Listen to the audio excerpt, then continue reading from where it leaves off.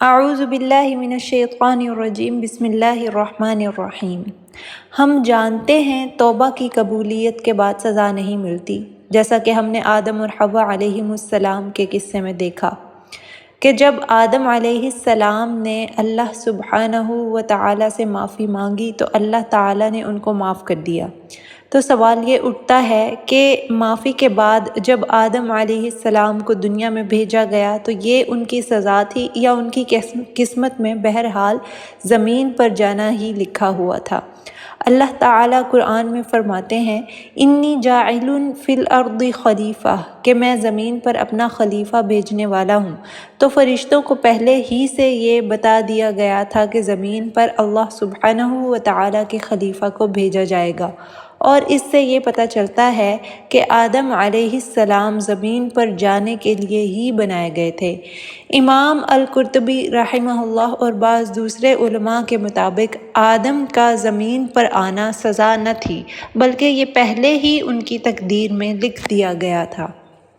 مگر اس واقعے سے ایک اور سبق بھی ملتا ہے، اور وہ یہ کہ بعض اوقات ایسے بھی ہوتا ہے کہ انسان کی توبہ قبول ہونے کے باوجود بھی اسے اپنے اعمال کا کچھ نہ کچھ خمیازہ بھگتنا پڑتا ہے۔ ہر عمل کا کچھ نہ کچھ نتیجہ ضرور ہوتا ہے، چاہے اللہ سبحانہ و تعالی انسان کی توبہ قبول بھی کر لیں تب بھی۔ اور یہ کوئی پنشمنٹ یا سزا نہیں ہوتی، بلکہ انسان کے گناہ کا کفارہ ہوتا ہے۔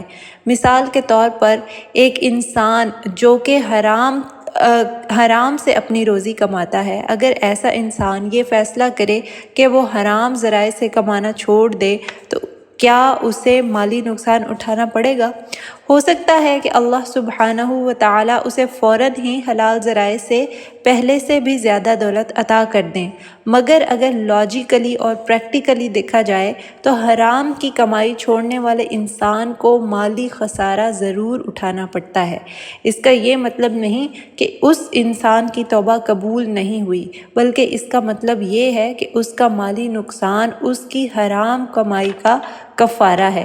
اسی طرح اگر کوئی انسان حرام ریلیشن شپ میں ہے اور وہ فیصلہ کرتا ہے کہ وہ اس ریلیشن شپ کو ختم کر دے گا، تو کیا اس کا یہ مطلب ہے کہ اس حرام ریلیشن شپ کو ختم کرنے کے فوراً بعد اسے سیڈنس یا تنہائی فیل نہیں ہوگی؟ تو ایسا ہرگز نہیں ہے، بلکہ ہو سکتا ہے کہ وہ سیڈنس اور تنہائی جو اس کو حرام ریلیشن شپ کو ختم کرنے کے بعد محسوس ہو رہی ہے، وہ اس کو پاک کرنے کے لیے کفارہ ہو۔ اور کفارہ کا یہ کانسیپٹ عیسائیت کے کانسیپٹ اوریجنل سن سے بالکل مختلف ہے۔ عیسائیت کے مطابق بنی نوع انسان کو آدم علیہ السلام کی نافرمانی کی وجہ سے زمین پر بھیجا گیا اور تخلیق کیا گیا، اور انسان کو معافی نہیں مل سکتی تھی جب تک کہ جیزس یا مسیح کو صلیب پر نہ چڑھایا جاتا۔ یہ اوریجنل سن کا جو کانسیپٹ ہے یہ اسلام سے مکمل طور پر مختلف نظریہ ہے، کیونکہ اسلام ہمیں یہ بتاتا ہے کہ اللہ سبحانہ و تعالیٰ نے پہلے ہی یہ لکھ دیا تھا کہ دنیا آدم اور بنی نوع آدم کے لیے بنی ہے۔ تو اس کا مطلب یہ ہے کہ انسان آدم کی نافرما برداری کا بوجھ کا ذمہ دار نہیں ہے۔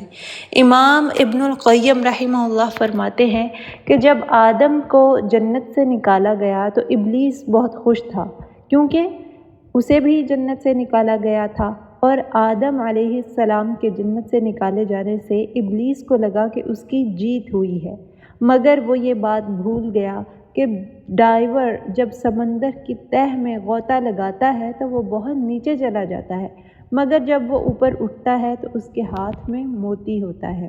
اسی طرح نبی صلی اللہ علیہ وسلم نے فرمایا، گناہ سے توبہ کرنے والا ایسا ہے جیسے اس نے کبھی گناہ کیا ہی نہیں۔